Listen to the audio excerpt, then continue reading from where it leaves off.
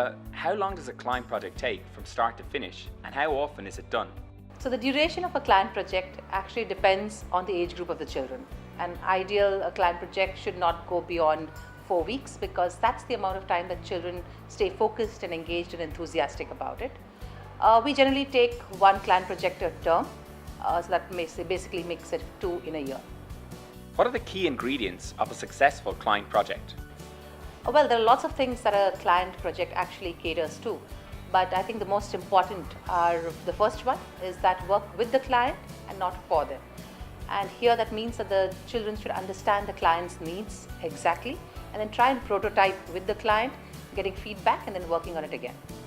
The second important ingredient is that of the students to understand the power of the collective. That means that it is not one person or one individual's ability to make the project come alive, but the strengths of each one of them in that group that actually make the project successful. And the third one is that of not falling in love with their idea. And this is extremely important for the children to understand that they have to go back and refine and re-refine the ideas if required, and if that's what the demand of the client is. What are the key things to keep in mind, Deepa, while facilitating a client project?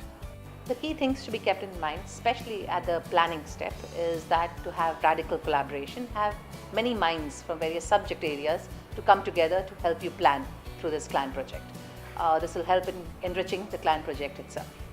Another important thing to be kept in mind is that of aligning the learning objectives to the client project, because we need to cover the academic content in that limited time.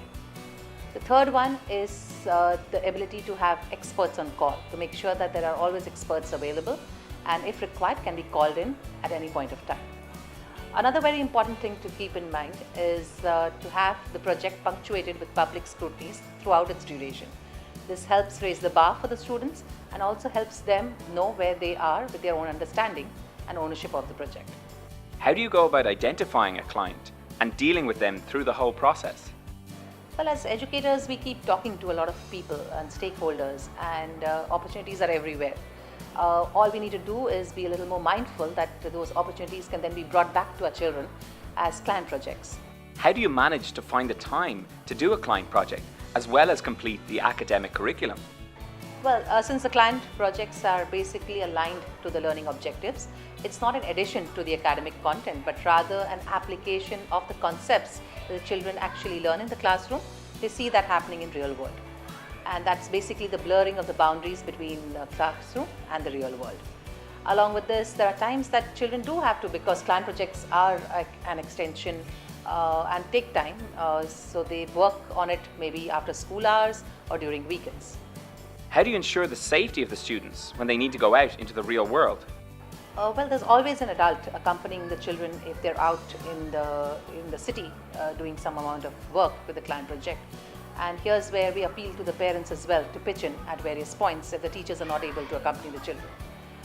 We of course also have a dialogue with the children before the client project starts, and through the different points at which they might be going out, to talk to them about safety and precautions they must keep in mind when they're meeting different kinds of people. What are some of the challenges you have faced while facilitating client projects?